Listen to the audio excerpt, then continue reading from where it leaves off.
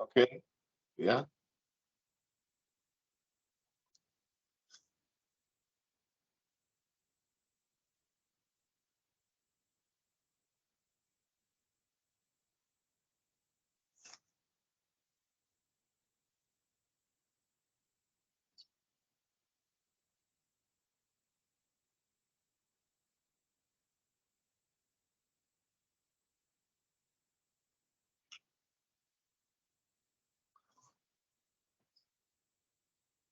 Well, thank you, Rebecca. I appreciate it. And thank you, everyone, for taking time out of your day to find out a little bit about Upstream Technologies.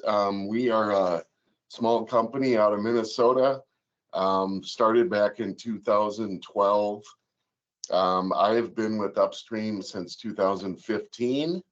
So coming up on, let's see, 9 years, I guess. So been a while, but we started with one product, and now we have three different products that we work with. All of them are water related. Um, as you can see by this picture, this is northern Minnesota. I don't know if anyone's ever been up here, but this is obviously in the summer, in the winter, and that's coming very soon. This will all be frozen and full of snow and a little bit different, but we really are surrounded by water.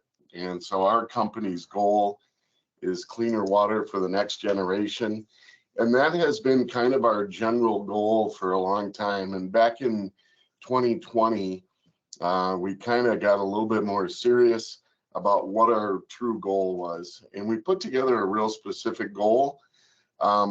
And so in 2020, we said, okay, over the next 5 years, we want to prevent 100 million pounds of sediment, plastic, and garbage from entering the rivers, lakes, and oceans by 2025. And shortly after we made that goal, COVID hit, and the world changed a little bit, but we are still trying to work on that goal, even though it's been a little bit of a change in the way that we do business. Like this presentation right now, normally I'd be there in person, but things have changed.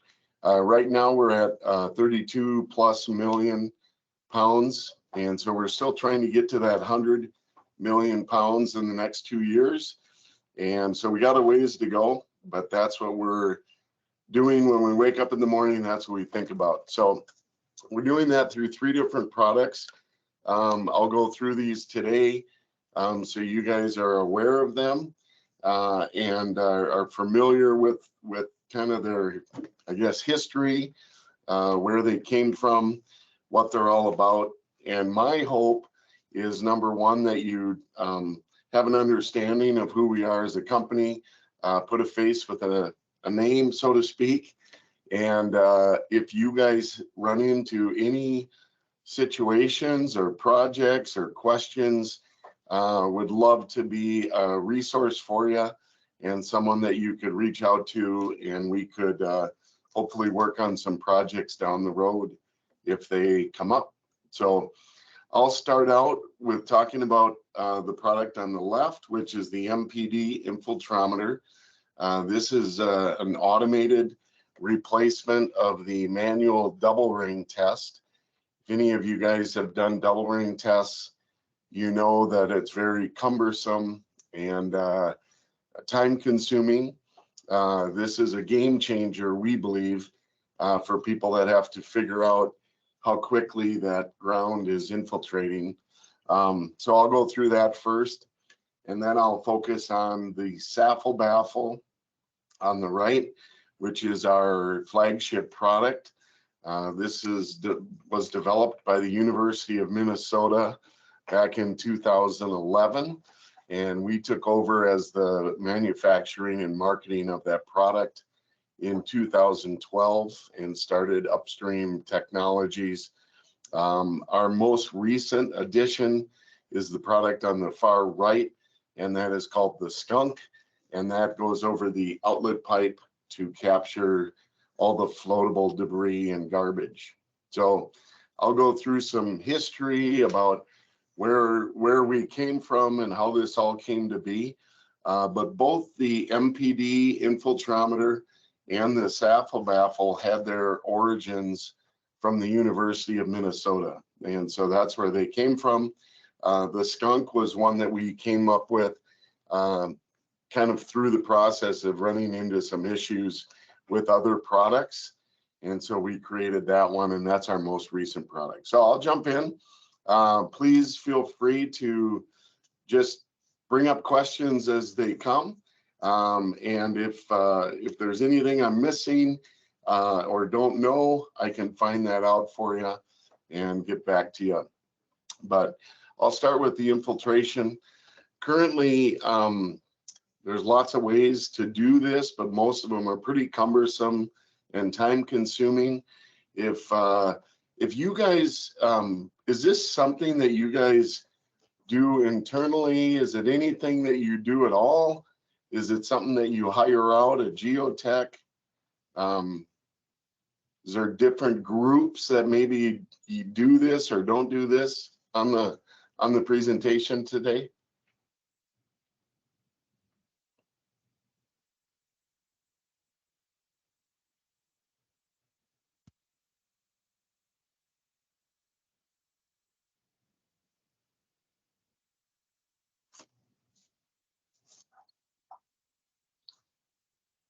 Oh, okay.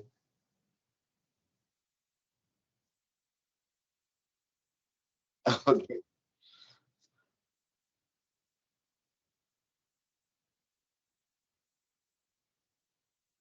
Okay. Well, I'll go through it, and so you guys are aware of it. It's something that if you do any kind of work with this, it's a definite time saver, money saver, water resource saving technology.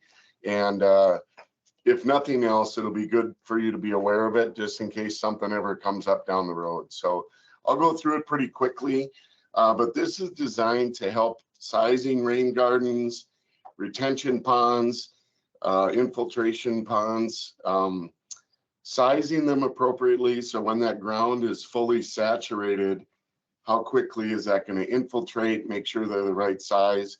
But then after that, make sure they're maintained, make sure they're working properly.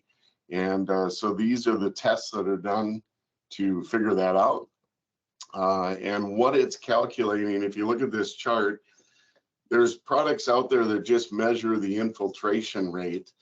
But what we're really getting to is once that soil is 100% saturated, or that red line, what's the infiltration rate at that point?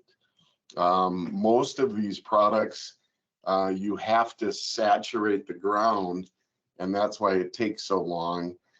This product, we predict the saturation rate and able to calculate the KSAT, whether the ground is fully wet or dry. So that's what we're getting to, is that red line. There is products out there, like I mentioned, that just measure the infiltration rate. This is a product called the Turf Tech. They use this in golf courses and stuff a lot, just to see if the ground is infiltrating, if they need to irrigate, if it's wet, if it's dry. But again, going back, that's just somewhere along that falling curve. Eventually it gets where that ground is fully saturated. That's where we want to be. And so up until now, really cumbersome ways that this was done was drill a borehole or a perk test, fill that hole over and over again until it's fully saturated, and then measure the drop. And how long does it take? And it's very manual, very time consuming. Probably the most common and the one that we see the most is the double ring. And as you can see, it's very cumbersome as well. And what they do is they bring a tank of water or a big truck, and it takes hundreds of gallons of water, and they saturate that outer ring, and then they keep that center ring at a constant head. So they're constantly pumping water into that. Again, it's very time consuming, usually 4 to 6 to 8 hours to do these tests, and pretty costly if you have to hire this out.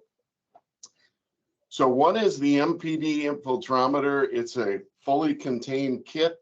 Each test just takes 3 liters of water, so less than a gallon of water per test. And so it was established, that I mentioned, at the University of Minnesota after these 2 guys named Philip and Dunn in 1993. They figured out how to calculate KSAT, whether the ground was wet or dry. In 2007, the University of Minnesota modified that test to bring it to the ground surface. And then we started going through research and development, going through the ASTM standard committees and subcommittees. And eventually in 2018, this MPD infiltrometer was established as an ASTM standard for calculating KSAT, and then things started taking off for the MPD infiltrometer. So that is a little bit of the history of that. But like I said, now you can go out with a 5-gallon jug. You can perform 5 tests quickly and easily, and it's all automated. And so it's really simplified that process. I'm going to show a quick video for you.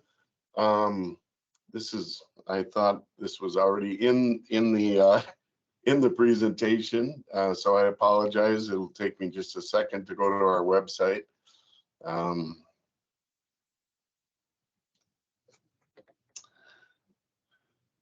Let's see here, MPD. So here is the video. This is about 4 minutes, but it's a really good overview and gives you a really good idea on how the MPD works. So I'll play that and then continue after that. Upstream Technologies' automated MPD infiltrometer follows ASTM standard D8152 and will calculate saturated hydraulic conductivity of soil, or KSAT. It is used to design, build, and test rain gardens, infiltration ponds, bioswales, septic systems, and any location where steady-state infiltration testing is required. Lightweight and compact, the MPD can go anywhere and uses less than 1 gallon of water per test. This kit utilizes a graduated cylinder and an automated test head to collect the data. The anti-scour baffle and seal prevents the soil surface from being disrupted when filling the cylinder with water. This automated tablet-controlled system removes any chance for human error. Anyone can operate this instrument with little to no training. Simply consult the in-app guide for step-by-step instructions. This system incorporates a Garmin GPS system to automatically report the exact location the test was conducted. When performing a test, the first step is to take an initial moisture reading using the supplied meter.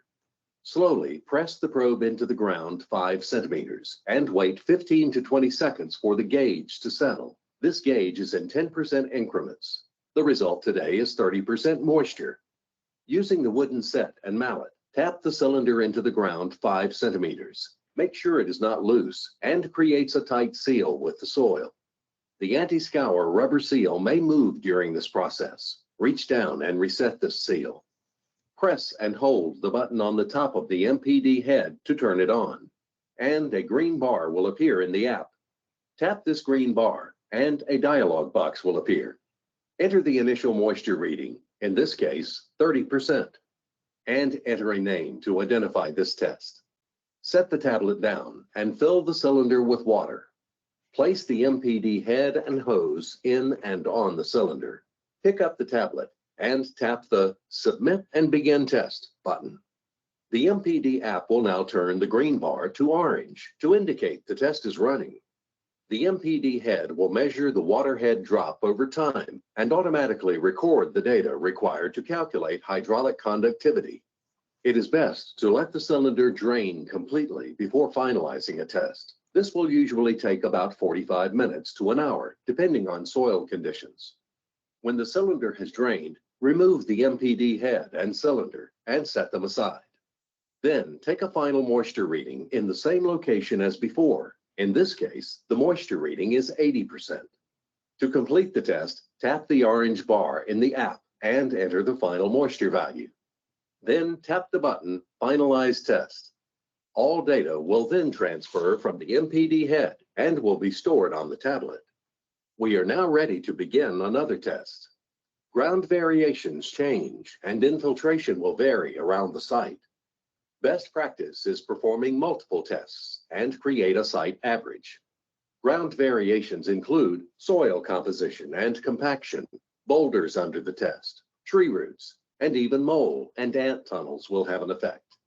When testing is completed, the tests are uploaded to Upstream's cloud server, where the calculations take place. A site report may then be instantly downloaded.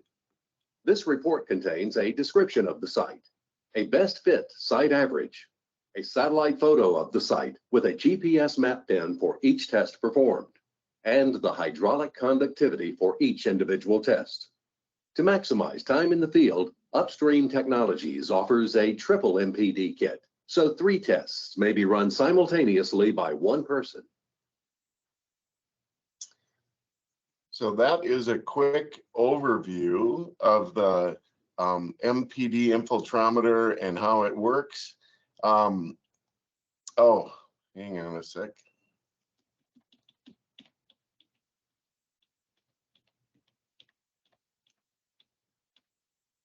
So lots of testing. I talked about the ASTM standard and the committees and subcommittees. This was an internal tank that was used to look at this infiltration. Started with a completely dry tank, kept doing tests until there was standing water, so fully saturated, to show that you can calculate KSAT whether the ground is wet or dry. It was tested fully from 33 degrees, just about freezing, all the way up to 120 degrees. And then it was tested in a product called the Thermotron, from sea level all the way up to 15,000 feet. So it can be utilized across the country. Lots of side-by-side testing. This is a geotech that we used here locally. And we came in and we did 4 tests around his one single double ring. And we were done in about an hour. It took him 6 hours to do that one test point. So definitely lots of time saving, lots of water saving, as well as a lot less costly. Again, the ASTM standard was established in 2018. And so now you can do these tests quickly and easily and for a lot less outlay of cash, so a lot cheaper. As it talked about in the video, you can do multiple tests at the same time. Once those tests are complete, it'll go to the tablet that's included, and you can then it uploads to our server once it's connected to the internet, and then you can immediately download that report.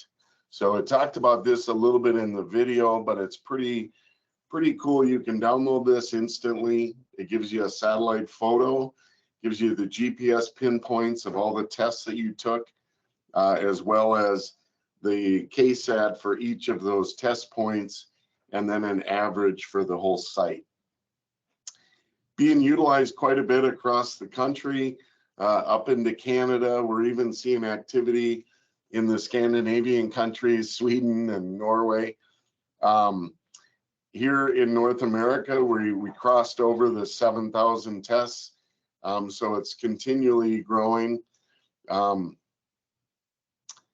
Looking at Oklahoma, we're kind of surrounding you guys at this point, but no tests are being done. And that kind of brought up the question, originally when I was asking if you guys do this kind of testing, is wanted to see if that's, I guess, anything that you see a use for. Is it something that you just don't see these tests or require them for sizing retention ponds and things like that? Does anyone have a thought on that at all?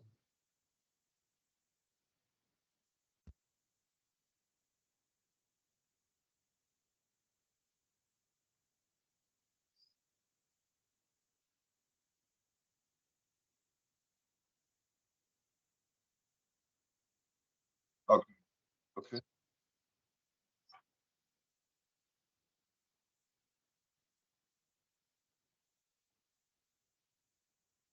Okay. Okay.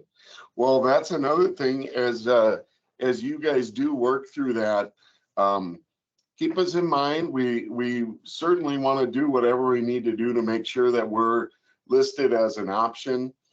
Because again, lots of these manuals that we're seeing across the country, they'll list double ring, but they'll also list the MPD. And again, there's been lots of testing side by side to show that they're both able to achieve that KSAT. So definitely want to make sure that if there is manuals being created, that we get you whatever information you need so we can be an accepted form of measurement. So that's the MPD. They come in two different kit sizes. The single kit, just under 5,000, that comes with 50 uploads. The triple kit's just under 10. That comes with 100 uploads.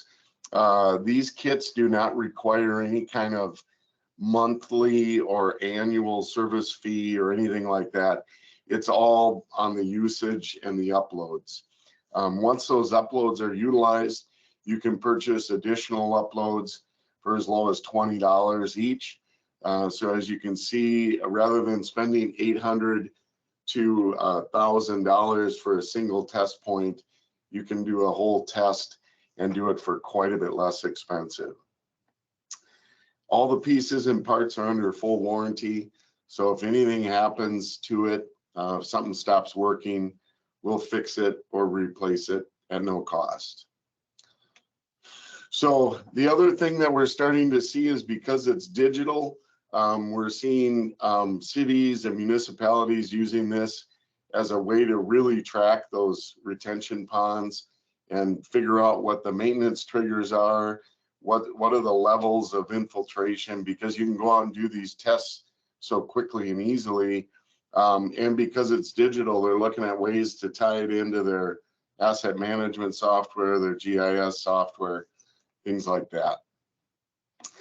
So that is a quick overview of the MPD infiltrometer. If anyone would like more information, we have a group that focuses just on the MPD. So we could, I can put you in touch with them and they could give you more detailed information if there's questions. But if there is anything right now, if you any questions before I move on to the SAFL baffle at all?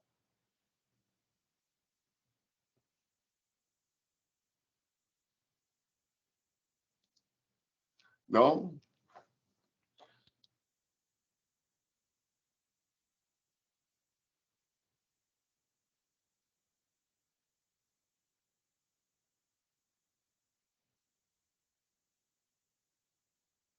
Yeah, and those are some things that we've looked into.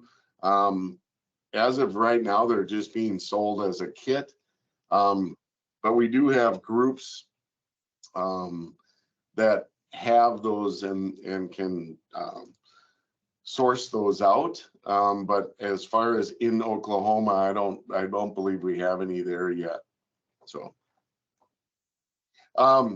that's something we can keep talking about. So I'll jump into the SAFL baffle, and for those that have not heard of the SAFL baffle, it does stand for something. So SAFL is actually the St. Anthony Falls Laboratory. You can see the sign in the back there. It says SAFL Outdoor Stream Lab. This is a hydraulics lab that was built on the University of Minnesota campus back in the 1930s. So it's been there a long time. People come from all over the country to do testing here. It's really unique in that it sits right on the Mississippi River, and you can't see the water, but you can see the bridge up on top. The water runs up on top, and then it runs down below, and so there's a 50-foot drop from the top to the bottom. And so on the outside, they do lots of testing with ground cover and erosion and water movement. And then inside the lab, they run the river right through the laboratory down multiple levels. And so the river is running through the lab down that 50-foot drop, and they do lots of hydraulics and testing in there. Like I mentioned, people come from all over the country to do testing here. And what happened was, back in 2007, our Department of Transportation went to St. Anthony Falls, and they said, we're having a problem. We put in all these sump structures across the state, and they're capturing only about 30%, 35% of the sediment, because what's happening is it captures the sediment, and then if a big storm comes through, it washes all that sediment out and sends it downstream. So they asked St. Anthony Falls, can you figure out a way to stop that from happening? And so they embarked on a 4-year research and development to try to solve this problem. And after 4 years, they created the Saffle Baffle. So the Saffle Baffle is a very simple solution, but it took them a while to figure out all the details.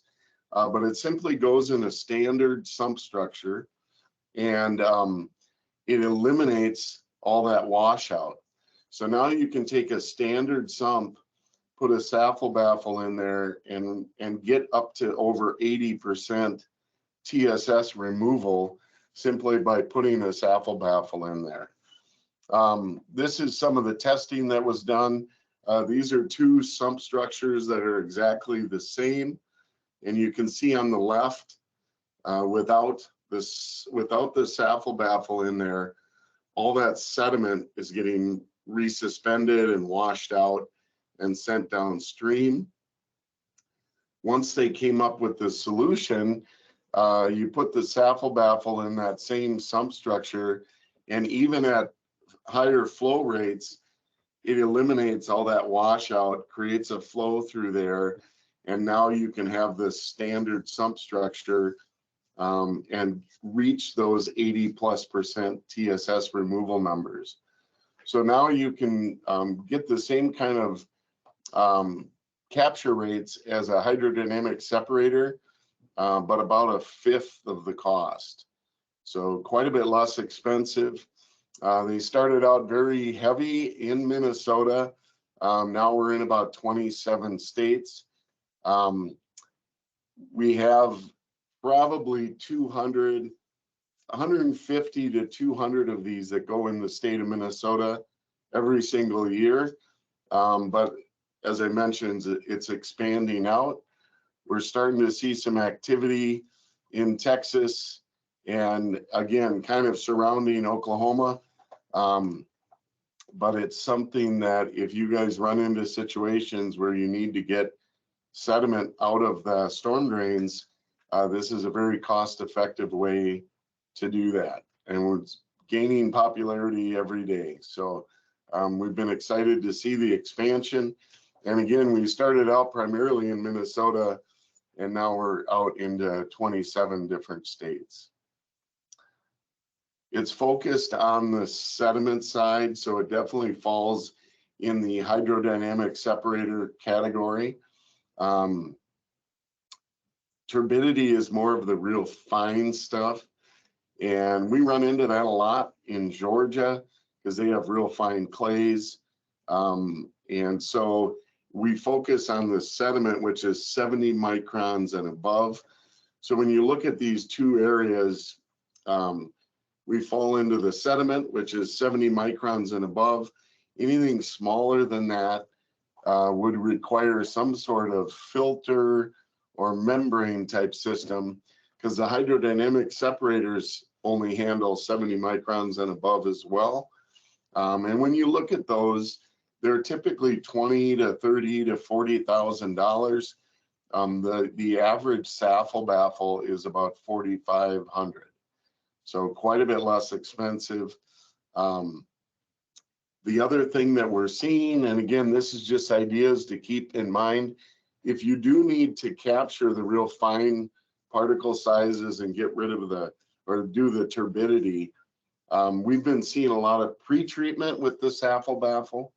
So the SAFL baffle can be used as primary treatment and achieve those 80+% TSS removal numbers. But if you have some sort of filter system or a pond or an underground chamber, the SAFL baffle can be utilized as a pre-treatment device and part of like a treatment train. That's very common. We're seeing that a lot. Again, about 90 to 95% of the sediment is 70 microns and above. So that's where our focus is. And we really help with the TSS removal goals. That 80% seems to be very common, and we're achieving those all the time, 80+% TSS removal. It's also helping with reduction of dredging costs because now we're vacuuming that upstream, and also phosphorus removal. So St. Anthony Falls is doing a lot of work with phosphorus removal testing. It's years in the making, and they're looking at phosphorus. Is it all in the water? Is it clinging to the sediment? And there was a test done in Florida where they showed about 50% of the phosphorus is clinging to the sediment. So if we can get the sediment out of there, we're really helping with that as well. TSS, again, two parts of that. There's the capture piece, but also the retention. And by adding a SAFL baffle to a sump structure, you not only get the capture, but you retain it and achieve those high TSS numbers.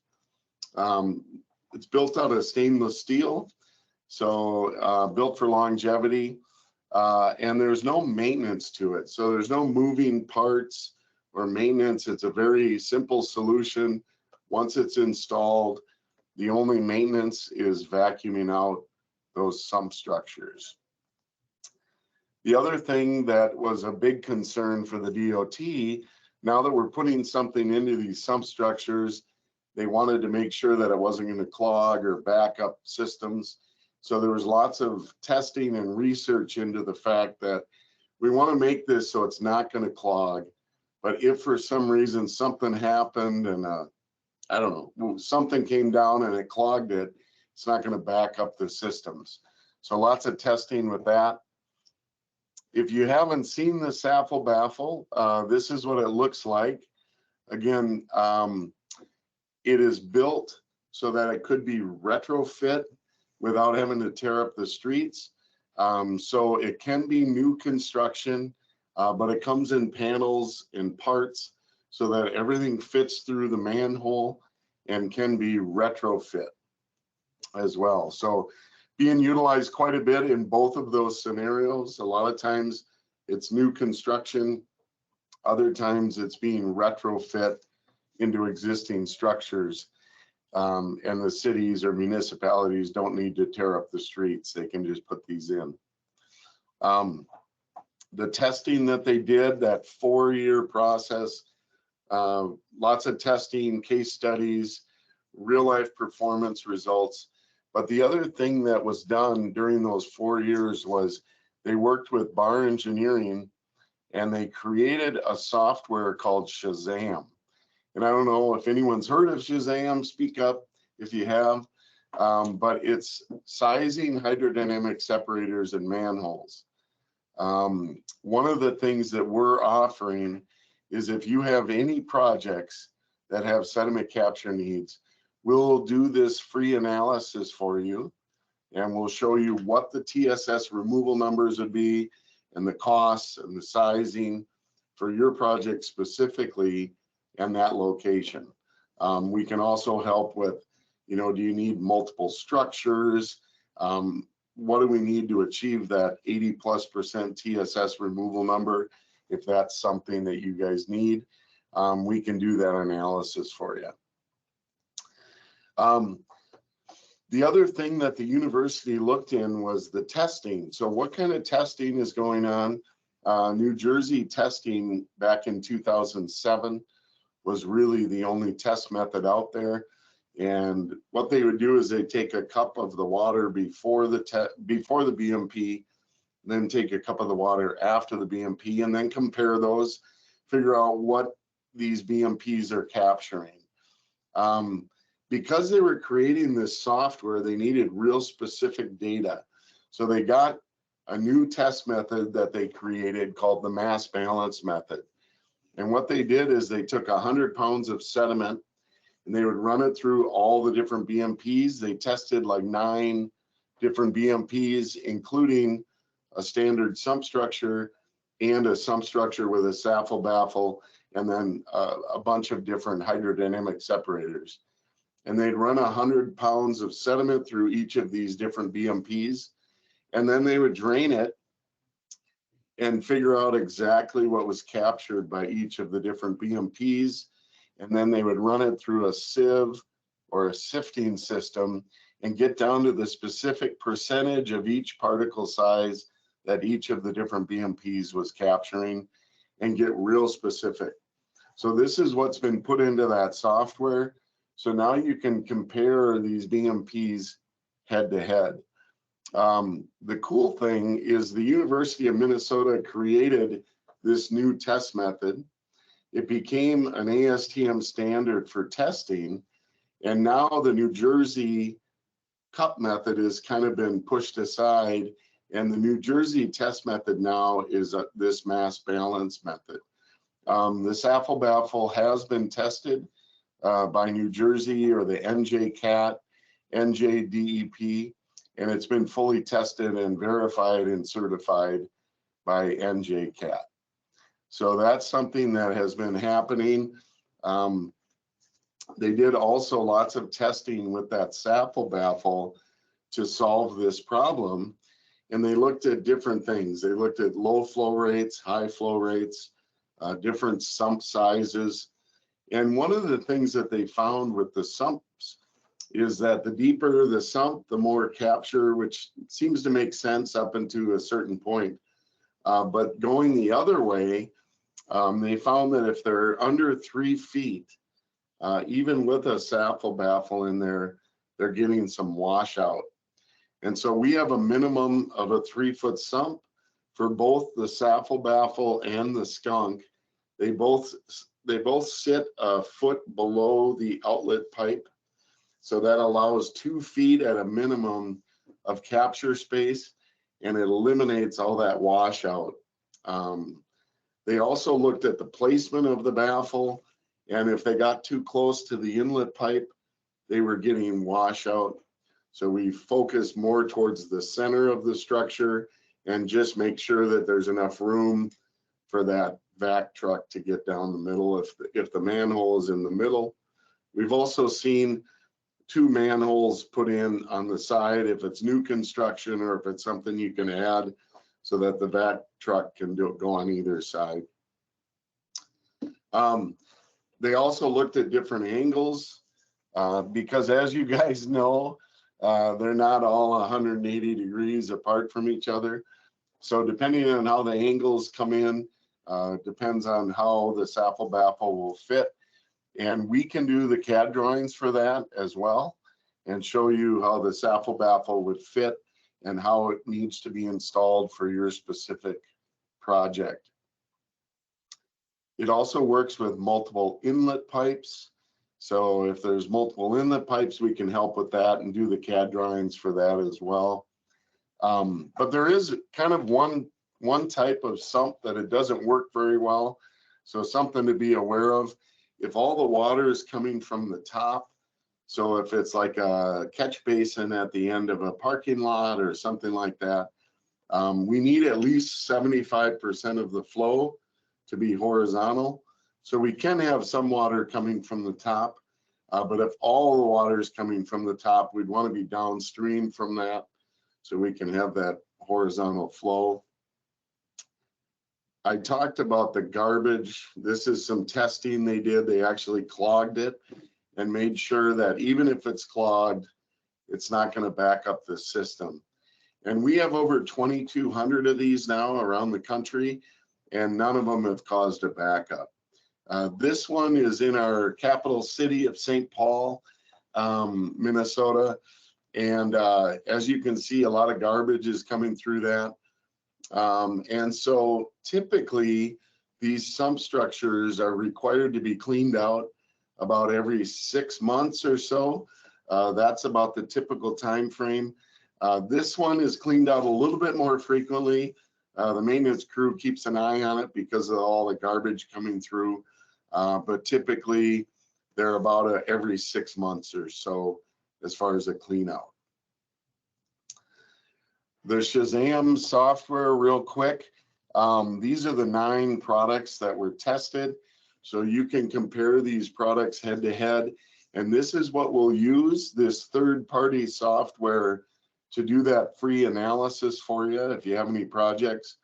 And what we'll do is we'll look at the acreage of the project, the impervious area, the slopes and pipe diameters and all that. And then we'll be able to give you the exact TSS removal numbers for that project using the Saffle Baffle. This is one that we did in Madison, Wisconsin. They had to hit 80%. So for this permit, they needed to be at 80% TSS removal. So they looked at, with the software, they said, well, what if we just put a 4-foot sump in there? And it came in about 32%.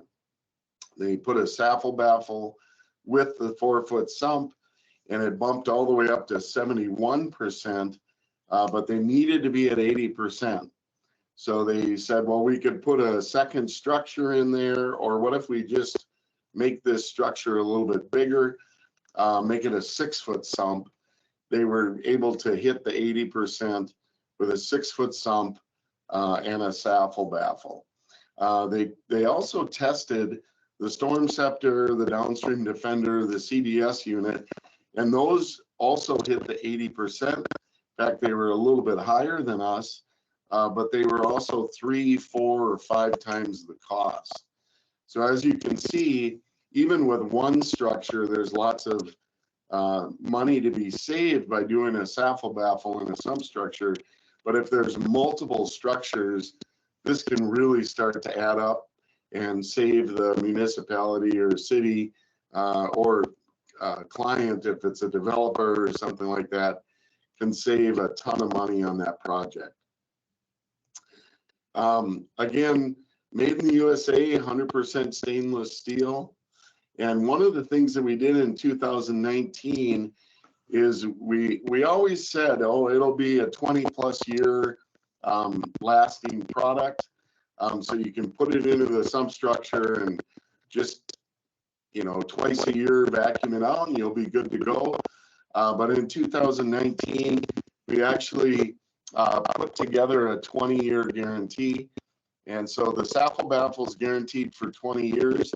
If anything happens to it, we'll fix it or replace it at no cost. And so every Saffle Baffle comes with a month and a year stamp on it, and it's under full warranty for 20 years from that date. The DOT here in Minnesota put out a report in 2017, and they said that the Saffle Baffle is saving the state quite a bit of money. And over the next 10 years, they said it'll save the state over $26 million. Those savings come from all sorts of different things, including the reduced need to dredge. So they're not going to have to dredge as often, but also they can save money on the projects themselves by not having to put in the much more expensive hydrodynamic separators. And then they're able to also retrofit these into existing sump structures, so they didn't have to do all the street tear up and reconstruction. So lots of money was saved by using the Saffle Baffle. We were pretty excited for them to call that out. So I mentioned pre-treatment before a filter system. Here's an example of a 4-bay replacement. So a lot of times in these ponds, there's a 4-bay they put before to capture the sediment and the garbage before it goes into the retention pond. But what we're seeing is, especially if there's space restraints, rather than doing a 4-bay, putting a sump structure in there with a Saffle Baffle, if there's sediment issues, And then if there's garbage, put a skunk in there as well and do a pre-treatment before the retention pond without a need to have a forebay where the garbage is floating in there or they have to dredge out that forebay. We're also seeing it a lot in front of these underground chambers. So this was one that we did in Minneapolis at the 3M parking lot. They put in a big underground chamber. And so what they did was they did 3 sump structures before the underground chamber with saffle baffles in those to stop the sediment before it went underground. So we're seeing that quite a bit as well. Some retrofit things that we've seen, just again, this is more just to be aware of. If you run into certain situations where you're thinking, oh, if we had a retrofit product or something we could do without having to tear up the streets, that would be great. We had one, the one on top was a downstream defender in Utah, excuse me, and they put a big 10-foot downstream defender in this project, and they sealed the streets, they got everything opened up, and there was rocks that were coming through that storm drain, and within about 3 weeks, all that yellow plastic got chewed up by the rocks coming through there, and it stopped working. And so they needed a solution, and they didn't want to tear up the streets again. And so we retrofit a saffle baffle across that 10-foot structure. We added additional bracing so because the flow rates were so high. But here we are 3+ years later, and it's still working great. It's handling the high flows, but also handling those rocks coming through there.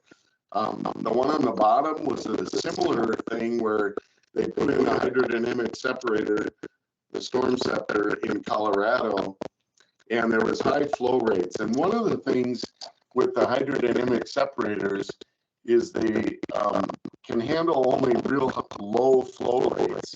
So if it gets over, say, 10 cubic feet, or some are even 8 cubic feet per second, it goes through a bypass system. And so what was happening with this one in Colorado is their flow rates were really high, and everything was going through the bypass. Nothing was going through the system. Nothing was getting captured. And so they called us and they said, can we retrofit a saffle baffle in this structure? And so they used a Sawzall and they cut that insides out of that storm scepter. And we retrofit a saffle baffle in there, and they started catching everything. And it worked so well. They did that to 2 more storm scepters that summer. And then the following summer, they had a new construction project, and they just did standard sump structures with saffle baffles in them and saved a ton of money doing that. So it can handle the real high flow rates, and there's no bypass required. Some things that we've seen out there, I don't know if you'll see this product, but it's something to be aware of. It popped into Minnesota as an equal baffle about 2 years after the saffle baffle was introduced. But as you can see, it's a little bit different. It goes over the inlet pipe, and then because it's so close to the inlet pipe, they were getting washout, so they put a piece over the outlet pipe. It's also made of plastic instead of stainless steel. And so we were seeing a big confusion in the market that all these baffles were the same. And so we'd see projects with this product listed and then a picture of the saffle baffle, or vice versa. It'd say saffle baffle and then it'd be a picture of this. So just want you to be aware of that. Not all baffles are created equal. This one, actually, the problem started happening if any pipes were sticking out at all. These were getting installed right up against the pipe. And you can only imagine the backup and the clogging and the issues that this started to cause. So that's why I don't know if you'll see it in Oklahoma, because There, a lot of cities are calling and saying, hey, these are clogging.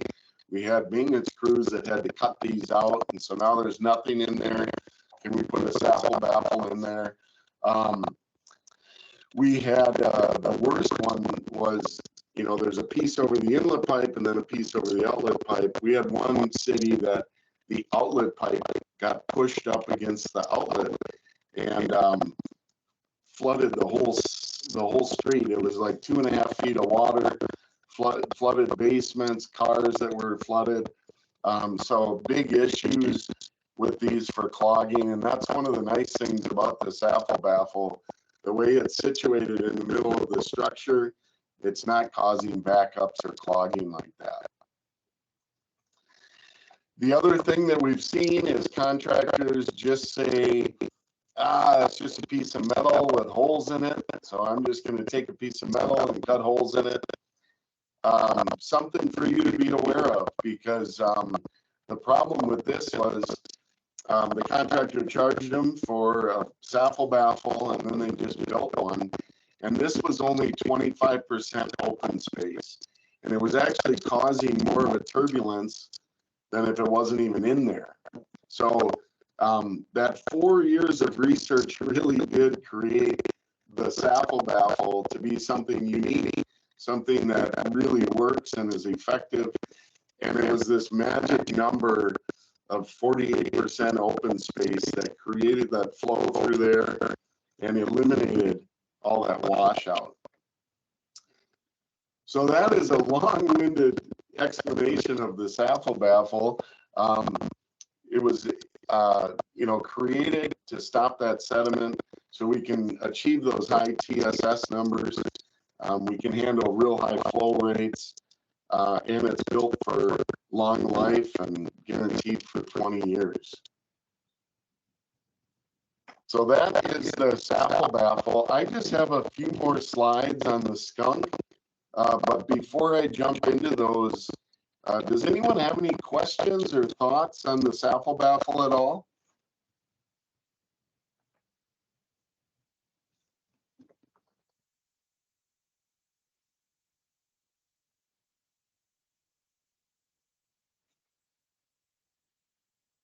Yeah, well, so typically they go in a standard sump structure, but that structure could be round, it could be square, so it could be that. If it's a cement structure, it just gets drilled into the cement structure, and it's a very easy to install and can be retrofit. If that structure is plastic or a different material where we need to secure it, then that's more of a new construction type structure. And so it would be kind of project by project, but that's something that we can help you with and do that analysis for you, number one, but also help you with the structures and make sure that those are the right types of structures, especially if it's a new construction type project. Yep. I don't see any other questions on the chat. Let's see here. Anybody else? You're making it easy for me. Sorry I talked so long there. All right, so I just have a few more slides, and this is just to let you know about the skunk. It's our newest product. We're excited about it because it really gives you another option. There's some other garbage capture devices out there. Does anybody have a garbage capture product that they've used in the past, or is this anything you guys run into or utilize at all?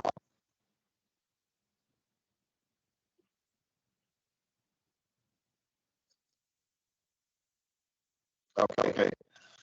All right. Well, there is some other ones out there, but typically they're a single piece.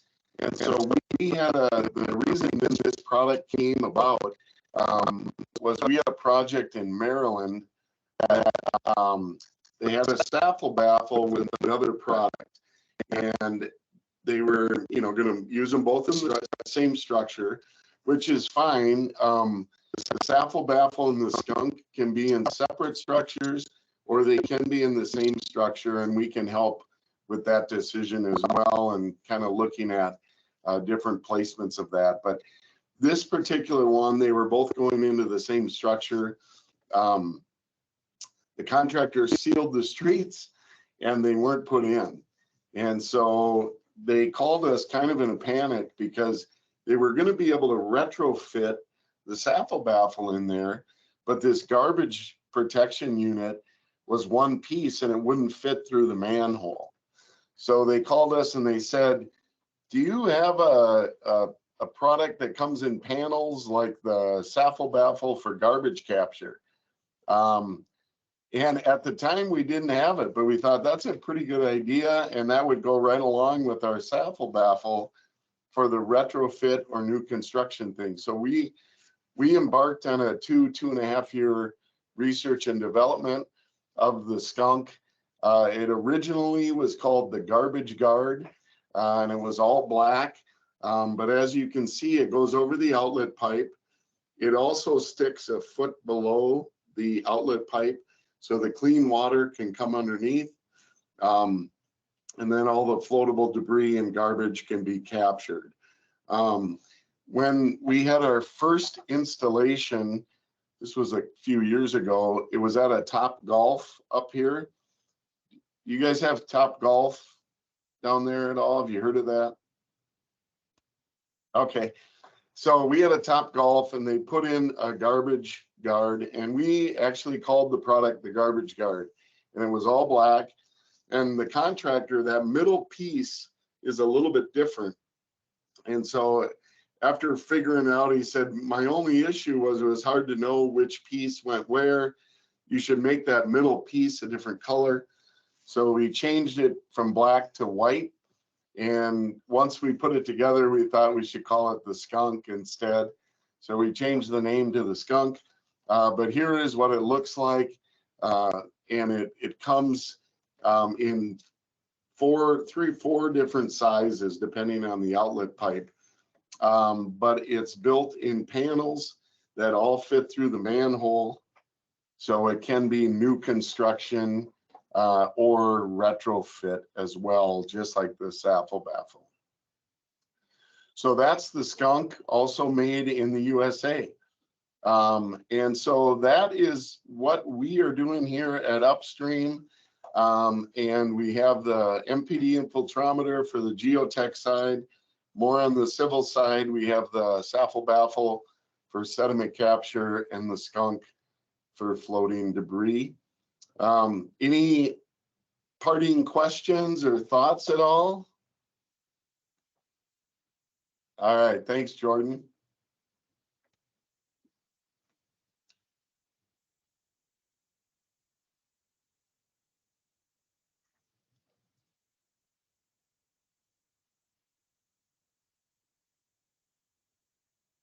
Yeah.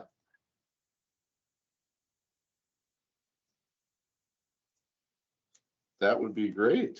Yeah, that's kind of what my one question to you guys here is, you know, if you have any products or any projects coming up that have sediment capture right now, is there anything out there at all? We could do that free analysis for you. Okay, great. Well, I really appreciate your time and just taking time out of your day to find out about Upstream Technologies. We're excited to work with you guys in the future, and would love the opportunity to do that free analysis and at least show you how the saffle baffle would perform, and it's specific to your project. So this is my email. If you have any questions or have a project you want to send that we could do that analysis for, we do first initial, last name. So I get blessed with Bleach. So it's Bleach at Upstream Technologies, and then we're .us. So that's my email, and then that's my direct number if you have any questions or thoughts. I would love to talk to and work with you guys in the future, that's for sure. Thank you. Thanks, everybody. Have a great rest of your week and weekend, and look forward to hearing from you. And then, Rebecca, if you want to get a list of the people that would like PDH certificates, I can get those put together, and if you have their emails, I can send it to them as well. Yeah. Sounds great. Thank you very much. Yeah, have a great day.